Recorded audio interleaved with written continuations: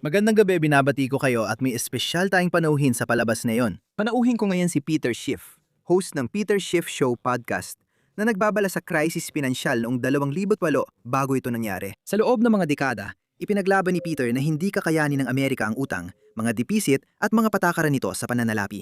Ngayong lagpas 39 na trilyong dolyar ng utang ng US at tumitindi ang tensyon sa mundo, marami ang nagtatanong kung dumating na ang krisis na matagal nang binalaan ni Peter.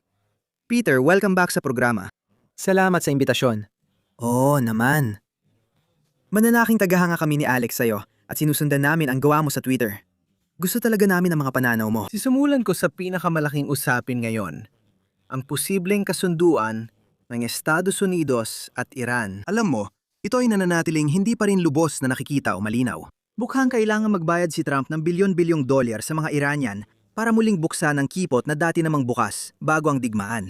Gusto kong malaman sa pananaw mo, ito ba ay pansamantalang dagok o simula ng mas malaking krisis sa ekonomiya ng Estados Unidos? Una, tungkol sa digmaan, kailangan pa nating malaman kung ano ang tunay na makukuha natin dito. Alam kong di pa natin nakikita ang mga kondisyon ng MOU. Parang kasunduan lang ito para masabing may kasunduan kasi di ko alam kung tapos na talaga. Sa alam ko, sabi ng Iran, di sila gagawa ng sandatang nuklear. Sa tingin ko, hindi naman talaga sinabi ng Iran na gagawa sila ng nuclear weapon. Ang hindi nila sinasabi ay isusuko nila lahat ng kanilang uranium enrichment na hindi na sila, alam mo na, magpapatuloy sa paggamit ng nuclear power o mga bagay na ganon.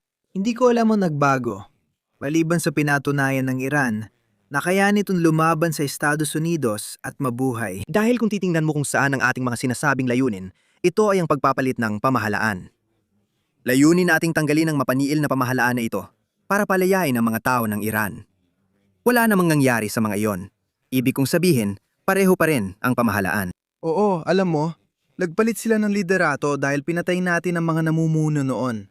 Pero napalitan lang sila ng mga tauhan nila o kung sino man ang susunod sa linya. Pero pare-pareho lang din ang mga tao. At sa totoo lang, baka mas radikal pa sila kaysa sa mga pinatay natin. At sa tingin ko, marami tayong naging kaaway dahil pumatay tayo ng mga taong may mga kapatid. Alam mo na. Alam mo, malinaw na hindi na talaga tayo gusto ngayon at hindi rin naman tayo naging popular nun. Malamang nagtanim tayo ng binhi ng mga susunod na teroristang gawain laban sa Estados Unidos. Malaki rin ang ginastos natin sa mga buwang yon. Tingnan mo ang depisit. Nakuha na natin ang depisit para sa Mayo. Mga 34% ang taas kumpara sa nakaraang taon. Malamang malaki ang epekto ng digmaan doon. Ang gasto sa interes ay tumaas ng 44% taon-taon, kaya malaking problema ito. Kung gianwalay isang gastos natin noong Mayo, aabot sa 1.6 trilyon kada taon ng interes. Katumbas na ng buong federal na budget noong 1,977. Ngayon, ginagastos natin yan para sa interes. At bahagi niyan ay binabayaran din natin sa sarili natin. Pero kahit ibawas mo lahat ng interes na binabayaran natin sa Fed o sa Social Security, halos 1.3 trilyon pa rin ang ginagastos natin sa interes. Pero nagbabago ito kada buwan dahil dumarami ang utang na kailangang i-refinance sa mas mataas na interes. Kahit may kapayapaan, hindi pa rin tapos ang paggastos dahil gusto ng administrasyong Trump na muling mag-armas. Gumastos tayo ng maraming pera o gumamit tayo ng maraming bomba at misayel na wala na tayo ngayon. Kaya kailangan nating bumili ulit ng mga iyon. Kailangan nating bumili ng mga bago. Malaking halaga ang kakailanganin dyan. At langis, alam mo, inaasahan ng mga tao na babagsak ulit ang presyo ng langis sa $60 kapag natapos na ang digmaan. Tapos na raw ang digmaan at $80 pa rin. Sinasabi nilang tapos na ang digmaan. Sa tingin ko, hindi na bababa ulit ang presyo. Sa tingin ko nga, sa totoo lang, papunta na ulit sa mahigit $100 kada bariles ang presyo ng langis. Kaya sa tingin ko, yung pag-asa ng mga tao na kapag natapos ang digmaan ay bababa ang presyo ng gasolina, hindi yata mangyayari yon. Naniniwala akong tataas pang bond yields. Akala ng marami na kapag natapos ang digmaan, bababa ito. Hindi ako naniniwala doon kasi utang at implasyon ang dahilan.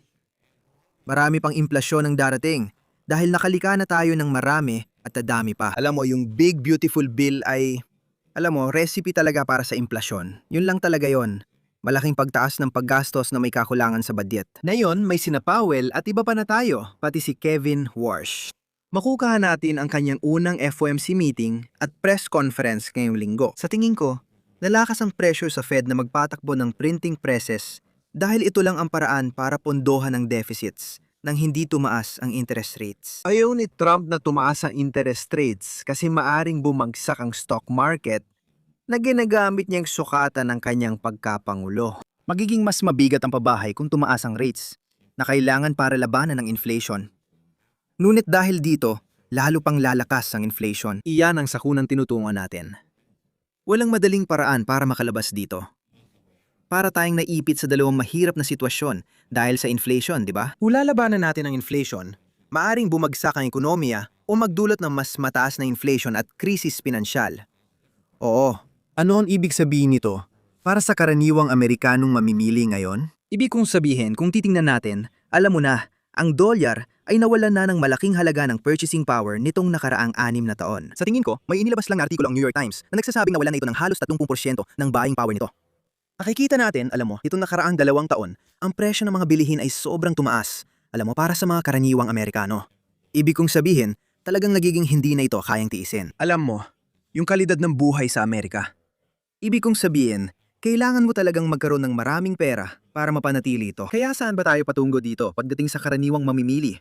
Napilit lang binabayaran ng kanilang mga bayarin at sinusubukang mabuhay sa ganitong magulong ekonomiya ngayon. Sa totoo lang, mas nagiging mahal na talaga para sa karaniwang tao. Dahil mas malaki na ang gobyerno ngayon kaysa dati at ang karaniwang tao ang kailangang magbayad para dito. Ibig kong sabihin, isipin mo na lang kung sa halip na $3 trilyong na kakulangan sa budget kada taon ay balanse ang budget. Kinuha ng gobyerno ang pondo sa pamamagitan ng pagtaas ng payroll tax at income taxes at posibleng pambansang sales tax. Kaya mapipilit ang magbayad ang karaniwang Amerikano ng 50% mas mataas na buwis kaysa ngayon. Malinaw na. Pareho lang din ang kalalabasan. Wala rin silang masyadong natitirang pera. Kahit hindi tumaas presyo, wala pa rin silang pambili dahil kinuha na ng gobyerno pera nila. Pero hindi natin tinaasan ng buwis para suportahan ang gastusin ng gobyerno. Pero hindi ibig sabihin nito na libre lang natin nakukuha ang lahat ng gastusin ng gobyerno. Kaya ang paraan ng karaniwang Amerikano sa pagbabayad para sa lahat ng ito ay sa pamamagitan ng mas mataas na presyo dahil nag-iimprenta ng pera ang gobyerno at yon ang ginagastos nila imbes na maningil ng buwis. At yon ang problema. Hindi talaga ito problema ng inflasyon. Problema ito ng gobyerno. Ang taas ng gastusin sa pamumuhay ay dulot ng sobrang paggastos ng gobyerno at ang karaniwang Amerikano ang nahihirapan dito. Napag-usapan na natin ang tungkol sa langis, ang presyo ng langis. Interesado ako malaman, Peter, kung matutulungan mo ang ating mga manonood na maintindihan na maraming bansang ito ang pinagmumukhang mas maayos ang presyo ng langis dito. Kumuha sila mula sa kanilang reserbang supply o pang-emergency na reserba para makatulong na patatagin ang merkado. At pinag-uusapan natin ang napakaraming milyong bariles ng langis na nagamit para doon. Ibig kong sabihin, saan ba talaga napupunta yon sa kalakalan ng langis? Nakikita natin ang mga numero sa futures, pero gayon pa man, ang dated Brent oil o langis na talagang dumarating sa mga baybayin, dumadaan sa mga refinery, alam mo na, doon natin mas nakikita ang inflasyon. Ano ang naghihintay sa hinaharap ng langis, sabihin na natin, sa susunod na ilang taon pagdating sa inventaryo? Paano muling mag-iipon ng reserba ang mga bansa? Syempre, kung mag-iipon sila ng reserba, kailangan bumili. Isa ito sa dahilan kung bakit hindi magkakaroon ng malaking pagbagsak sa presyo ng langis kahit bukas na ang kipot at tumaas ang produksyon. Dahil tataas din ang demand, lalo na mula sa mga gobyernong dating nagsusupply ng langis. Nagbebenta sila dati at ngayon, kailangan na nilang bumili. Sa tingin ko, hindi natin nabigyan ng sapat na halaga ang pinsala sa oil supply chain dahil sa ilang buwang kakulangan sa produksyon at mga kargamento. Kaya sa tingin ko, aabutin pa ng matagal bago tuluyang maayos ng pagbubukas ng kipot ang sitwasyon. Kaya't mas mataas ang presyo at mananatili itong ganoon ng mas matagal. At sa ngayon, syempre, kung magsimulang bumaba ang halaga ng dolyar at isa sa mga dahilan kung bakit nananatiling mataas ang dolyar ay ang digmaan. Nakikinabang ang dolyar sa flight to safety. Hindi ito masyadong tumaas o bumagsak at bumababa na bago pa magsimula ang digmaan. Ngayong tapos ng digmaan, pwedeng tuloy-tuloy bumagsak ang dolyar. Kapag bumaba ito, tumataas din ang presyo ng langis sa dolyar. Kaya pwedeng tumaas pa ng husto ang mga presyo. Alam mo, tingnan mo ang strategic reserve ng US ngayon. Ibig kong sabihin, malaki ang ibinawas dito ni Biden. Ngayon, mas mababa pa ito. Alam mo, imbes na punuin ulit, lalo pa natin pinatuyo ito. Kaya ako, alam mo, may malaking political pressure din ngayon. Kasi kung tapos ng giyera, ano nang palusot ni Trump kung bakit mahina ang ekonomiya o bakit problema pa rin ang inflation? Kasi sinisi niya lahat sa giyera. Kung wala ng giyera pero may problema pa rin, ano nang magiging palusot? Gusto ko lang idagdag habang pinag-uusapan natin ang langis. Isang bagay na talagang ikinagulat ko nitong sigalot na ito at isa akong matinding taga-suporta ng ginto. Alam mo, may sarili akong aktual na ginto, pati na rin pilak. Ibig ko sabihin, nakita natin ang pilak na tumaas ng todo. Hindi ko alam kung baka si Jane Street ang kumo-corner sa merkado ng pilak, naglalaro ng derivatives. Inaasahan kong mas tataas pa ang ginto tuwing may mga kaguluhan. Ano sa tingin mo ang dahilan kung bakit nandyan lang ito ngayon at saan mo sa tingin ito pupunta mula rito? Sa palagay ko, maraming tao nagbantay sa reaksyon ng ginto sa kaguluhan. At inakala nilang tapos na ang panahon nito. Sinasabi nila, tingnan mo, hindi na ito ligtas na kanlungan. Nasira na ang buong kwento na yan dahil bumaba ang halaga nito habang may digmaan. Kung hindi tumaas ng todo ang ginto bago ang digmaan, umabot pa sa 5,000 at 500 at tuloy-tuloy ang pagtaas. Kaya naging overbought na ito. Malaki yung bahagi noon dahil inaasahan ng digmaan. Kasi halata naman, may mga senyales na ng digmaan. Nauna ang ginto bago ang digmaan. Kaya naging buy the rumor, sell the fact ang sitwasyon. Pero sa tingin ko, kung titingnan mo ang presyo ng ginto ngayon, nasa $4,300 kada onsa. At ikumpara mo kung nasaan ito noon, alam mo, 1 taon nang nakalipas, 2 taon nang nakalipas. Ibig kong sabihin, mas mataas na talaga ang ginto ngayon. At yung katotohanan na nagkaroon ito ng koreksyon habang may digmaan, sa tingin ko wala namang ibig sabihin yon. Sa totoo lang, kung magsimula ulit ng panibagong digmaan, malamang tumaas pa ang ginto kasi hindi pa kasama sa presyo ang bagong digmaan na yon. Sa tingin ko, nananatiling ligtas na kanlungan at panangga laban sa inflasyon ang ginto tulad dati. Nagkaroon lang ng dagdag na volatility kamakailan, lalo na sa pilak. Sa katunayan, mas malala pa. Umakyat ang pilak mula $30 hanggang $100 at 20 kada onsa. At alam mo, ngayon ay nasa 70 na kaunti lang lampas sa 70. Alam mo, kaunti lang lampas sa 70. Mga tao, malayo na ito sa pinakamataas na presyo. Oo, pero tingnan mo kung nasaan ito ngayon. Alam mo, nabasag na nito ang resistance mula 1,900 at 80. Kaya may breakout sa ginto at pilak at magtutuloy pa yan. Alam mo, ang digmaan ay bullish sa ginto. Hindi lang dahil sa uncertainty, kundi sa paraan ng pagbayad dito sa pamamagitan ng inflation. Hindi natin ito binabayaran sa pagtaas ng buwis. Sinasabi lang ng gobyerno na kailangan nating magsakripisyo dahil may digmaan. Itataas namin buwis mo para sa digmaan. Hindi, magpiprint lang kami ng pera at lalaking deficit. Kaya maganda ito para sa ginto. Dahil kailangan nating gamitin ang resources sa bomba at missile, kaunti na lang natitira para sa mga produktong pangkonsumo. Kaya magpiprint tayo ng mas maraming pera, pero mas kaunti ang nagagawa nating produkto. Ibig sabihin, magkakaroon ka talaga ng inflation. Mas tataas ang mga presyo dahil doon. At gustong mga tao na protektahan ang sarili nila kung matalino sila. Alam mo yon, sa pamamagitan ng pagbili ng ginto at pilak. Ginoong Chief, gusto kong ipagpatuloy ang usapan tungkol sa ginto.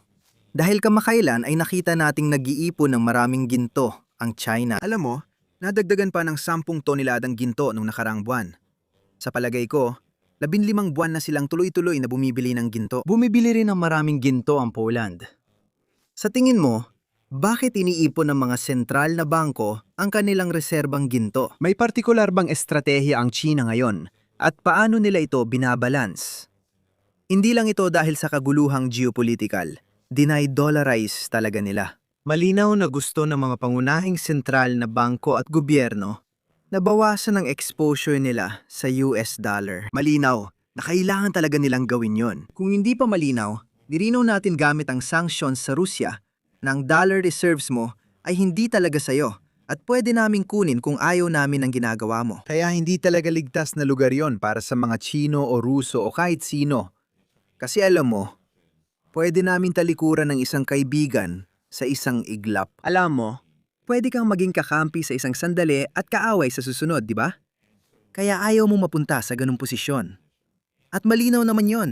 At kung hindi pa malinaw noon bago si Trump, siguradong malinaw na ngayon na wala talagang chance na nakikilos ang gobyerno ng US ng responsable sa pananalapi para maiwasan ang krisis sa utang. At kahit si Hank Paulson, dating tagapayo sa ekonomiya ni Bush, Umamin na kailangan natin ng plano para harapin ang emerhensyang mangyayari. Tinawag niya itong break the glass plan kung ayaw na ng mga dayuhan sa ating bonds. At alam mo, hindi naman niya sinabing kailangan nating magplano ngayon para maiwasan o pigilan ang emerhensyang ito. Inamin niyang hindi talaga mangyayari yon.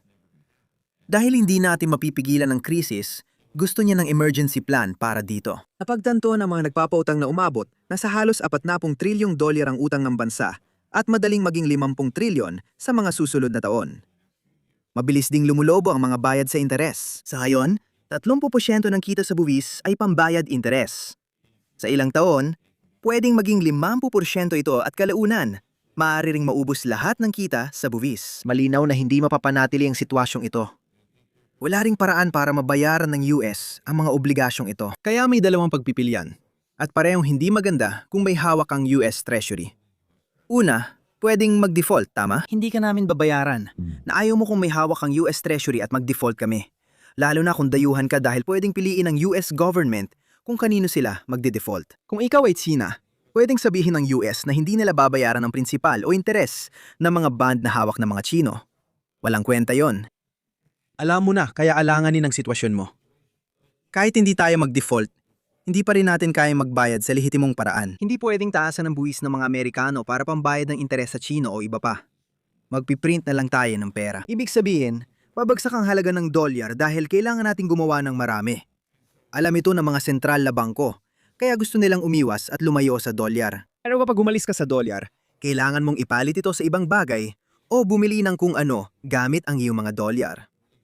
Kaya ano ang bibilhin mo? Titingin ka sa iba pang mga pera dyan. Pwede kang bumili ng euro. Pwede kang bumili ng Japanese yen. Pwede kang bumili ng British pound. Alam mo, pwede kang bumili ng RMB, pwede kang bumili ng Swiss franc, Australian dollar, tama? Nandiyan ang mga perang yon. Pero marami rin sa mga perang yon ay may sarili ring mga problema. Pagkatapos, makikita mo ang ginto at alam mong ito ay dalisay at walang problema. Maraming nagsasabi na hindi mawawala ang dolyar dahil walang alternatibo. Tayo raw ang pinakamalinis sa maruruming damit sa labahan. Ngayon, hindi ko na iniisip na tayo ang pinakamahusay sa mga hindi magandang pagpipilian. Mas malinis para sa akin ang Swiss franc kaysa dolyar. Kahit walang malaking bond market sa Switzerland dahil maliit lang ang gastos at utang ng gobyerno nila. At maliit lang din ang bansa. Hindi rin masama ang Singapore dollar bilang fiat currency. Pero muli, maliit lang ito. Pero hindi mo naman kailangang tumingin sa tambakan ng maruruming currency. Pwede kang tumingin sa ginto na hindi kasama sa tambakan na yon. Ang ginto ay totoong pera. Hindi ito currency. Totoong pera ito. Walang pwedeng magparusa sa iyong ginto at hindi ito ini-issue ng kahit sino. Kaya lahat ng central banks ay bumibili ng ginto at magpapatuloy pa ito. At ang mga central bank na bumibili ng ginto, magpapatuloy silang bumili. Marami pa silang kailangang bilihing ginto.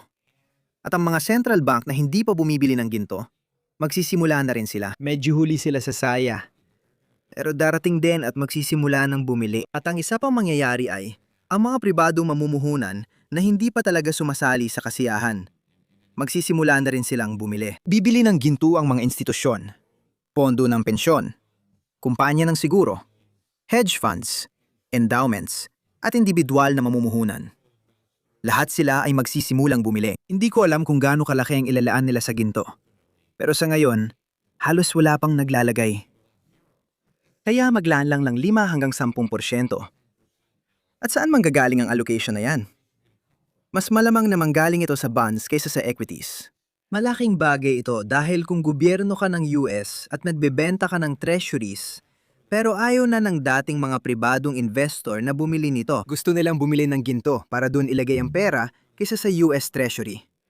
Malaking problema ito. Zirong Shift, gusto kong ituloy ang usapan sa de-dollarization kasi gusto kong sagot mo.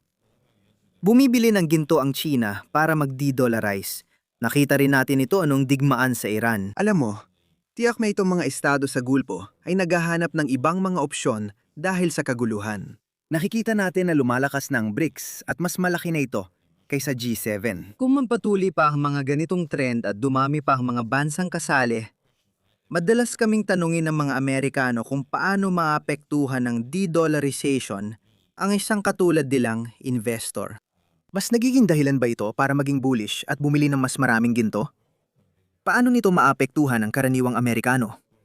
Mas magpapahirap ito sa kanila. Ibig kong sabihin, ang karaniwang Amerikano ay may utang na loob sa kanyang antas ng pamumuhay dahil sa dolyar at sa papel nito bilang reserve currency. Alam mo, may trade deficits tayo na higit sa $1 trilyong taon-taon.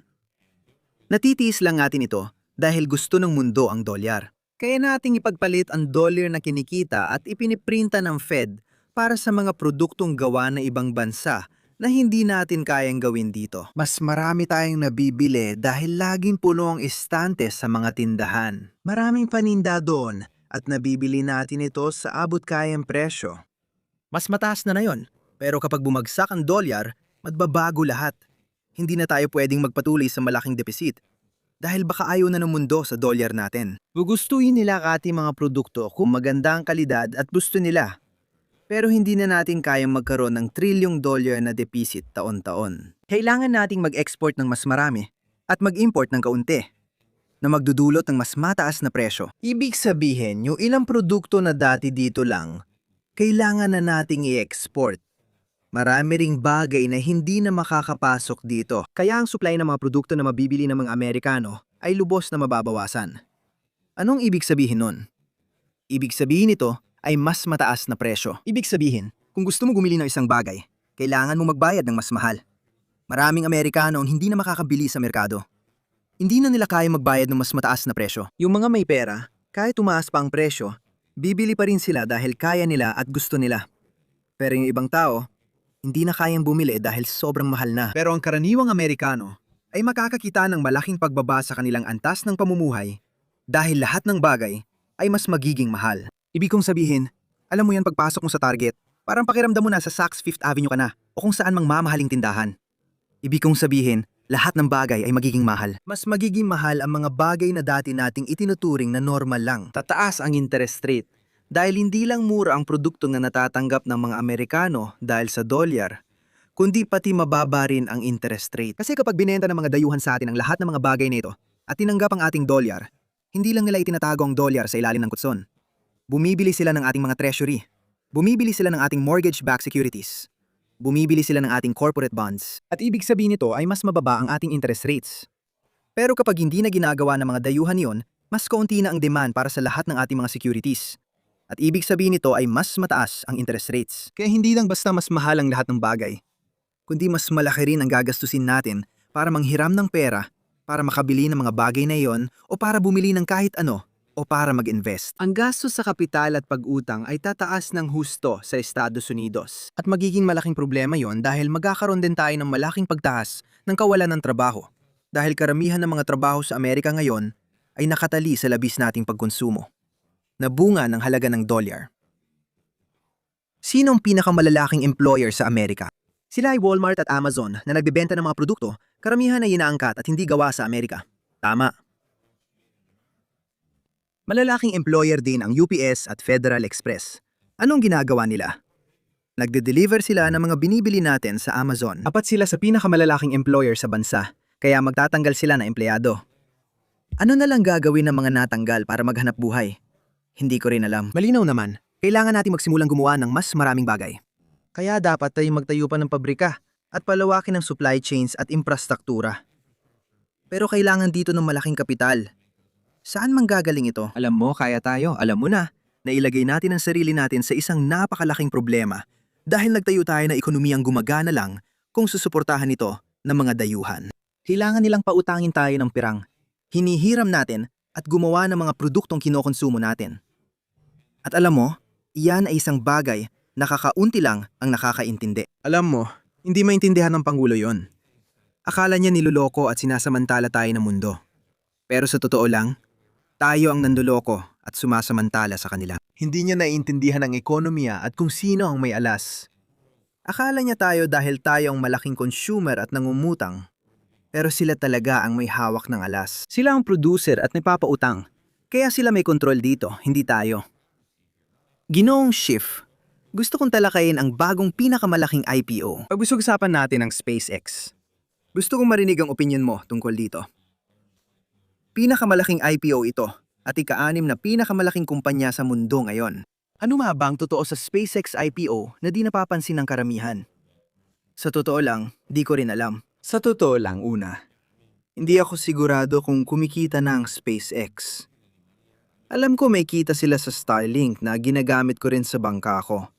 Mahal ito, kaya may kita sila doon. Alam ko nagsimula na silang paupahan ng computer capacity nila, siguro sa OpenAI. At hindi ko alam kung gaano katagal magpapatuloy yon. Pero nakakakuha sila ng malaking kita doon. O baka si Claude. Isa sa ibig kong sabihin, Anthropic.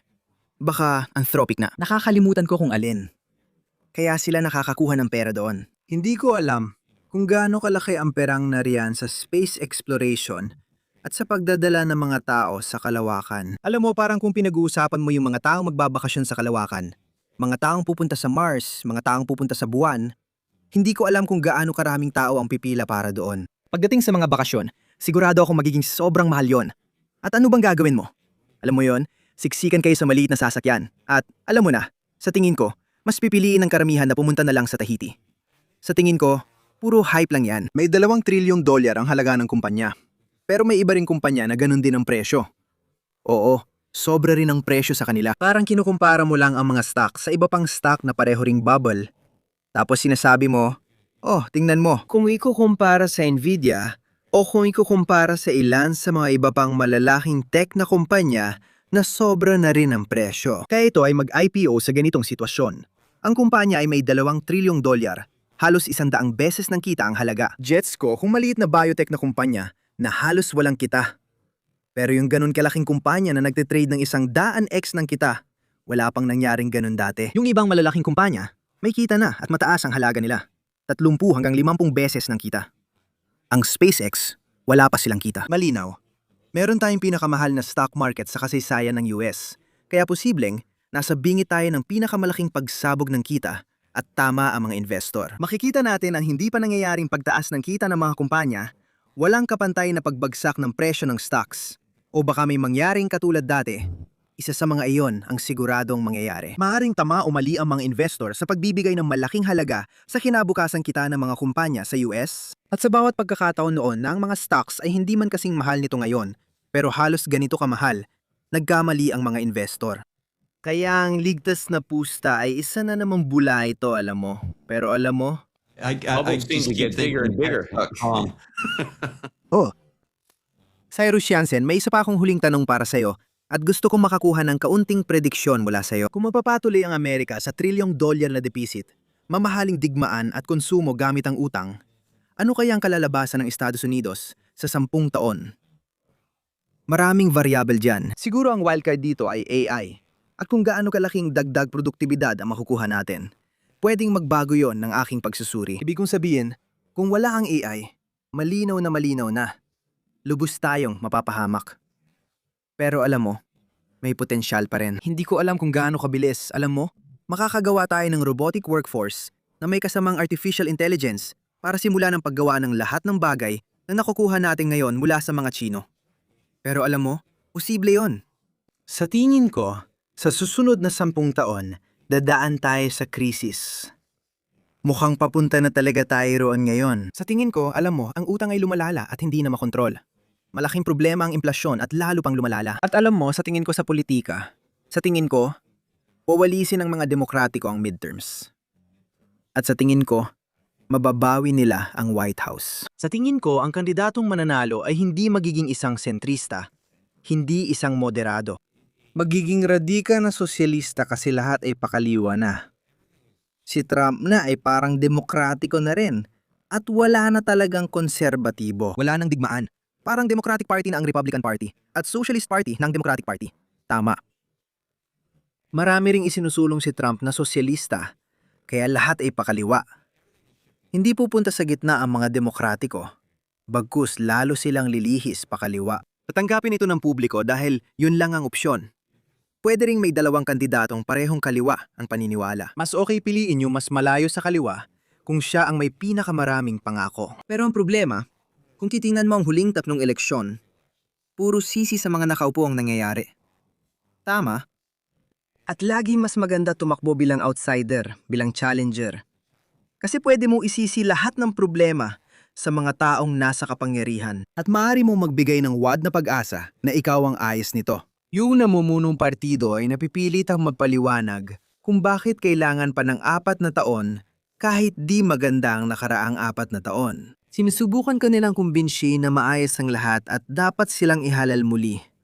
Samantalang ang mga kalaban, inaamin lang nila yung alam mo na. Alam kong nasasaktan ka, ramdam ko ang pinagdaraanan mo at tutulungan kita. Yung mga may kapangyarihan, kailangan nilang sabihing, ano bang sinasabi mo? Maayos naman ang lahat. Anong sakit? Halata namang di mo napapansin kung gaano ka kaginhawa. Kaya mahirap talaga. Natalo ni Trump si Hillary kasi siya ang outsider na magpapaganda ng lahat. Natalo siya kay Biden dahil hindi niya napaganda ang lahat. Sabi ni Biden, magtatagumpay ako kung saan pumalpak si Trump. Nanalo si Trump laban kay Harris dahil sinabi niyang, angit ang lahat ngayon, aayusin ko yan. Mas maganda nung ako ang presidente dati, kahit hindi naman totoo. Pero mas lalong lumala pagkatapos ng 4 na taon kay Biden. Magkakaroon ulit ang parehong pagpipilian ang mga butante sa 2028. Isang Republikano na nangangakong magdadagdag ng 4 na taon at ang Democrat ay magsasabing ayaw namin ng 4 pang taon yan. Sobrang pangit. Sinira lahat ni Trump. Sasabihin ng iba na maganda ang ekonomiya nung panahon ni Biden, pero hindi naman talaga. Pero iniisip ng tao na mas okay pa rin noon kaysa ngayon. Tama. Lalong lumalala ang sitwasyon. Sino ang nakakaalam kung anong radikal na pulisya ang ipapatupad ng sobrang kaliwang presidente na may kontrol sa House at Senate? Baka baliktarin lahat, magiging galing sa Republican papunta sa Democrat. Tingnan mo rin kung gaano kalaki ang inutang ng Republican noong sila ang may hawak ng 3 sangay. Akala mo ba mas kaunti ang gagawin ng mga Democrat? Hindi, mas marami pa silang gagawin. Nagkukunwari ang mga Republican na ayaw nila ng malaking gobyerno, pero sila rin ang nagpapalawak nito. Ang mga Democrat naman, gusto talaga nila ng malaking gobyerno. Kaya ang ibig kong sabihin, kung yung mga taong ayaw sa gobyerno ay pinalalaki pa ito, isipin mo na lang kung gaano pa ito palalakihin ng mga taong mahal ang gobyerno. Mahirap yan. Oo. Ginoong Schiff, malaking karangalan kayong makausap at pinahahalagahan ko ang oras ninyo. Maraming salamat po sa lahat na ibinahagi ninyo. Sisiguraduhin naming ilalagay lahat ng mga link mo papunta sa iyong podcast. Alam mo, pati na rin ang podcast ko. Podcast mo lang at X account para masundan ka ng mga tao sa social media. Oo, dapat talagang makinig ang mga tao. Alam mo, umabot na sa higit 1.5 milyong X followers ang podcast ko. Kaya dumarami ang tagasunod ko. At meron na kami mahigit 625,000 yata na subscriber sa YouTube channel. Kaya pwedeng makinig ang mga tao sa podcast ko doon. Tiyak na pag-uusapan ko ngayong linggo ang FOMC meeting at ang unang press conference. Doon nakatutok ang atensyon ng lahat. Salamat sa inyong lahat sa pagsama ngayong gabi sa episode na ito.